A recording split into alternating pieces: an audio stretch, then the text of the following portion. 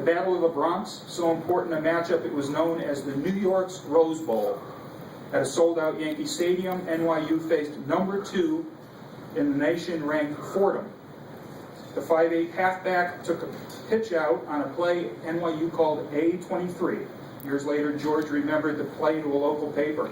As I cut back, I was tackled by Vince Lombardi.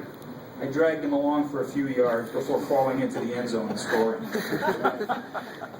It was the only touchdown that NYU scored that day. As a matter of fact, it was the only touchdown scored on Fordham that year. But it was enough. NYU defeated Fordham 7-6 in what Vince Lombardi would later call one of the greatest single disappointments of his career. It also marked the only time a player would score on Fordham's highly regarded defensive line, the 7 blocks of granite. And shortly after that touchdown, George was dubbed Stonecutter Savarese by the New York Times, and the nickname stuck. Following graduation from NYU, George played all-star exhibition football throughout France, and in 1940 joined the Navy.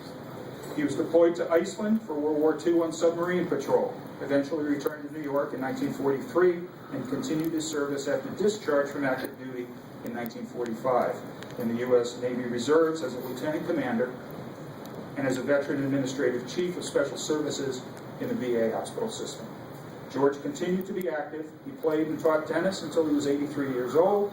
He reflected often to his son Steve about his time at NYU, recalling fond memories of his team as a family and a special time in his life. George Savarese passed on November 1st, 1998. Let's take a look at the video.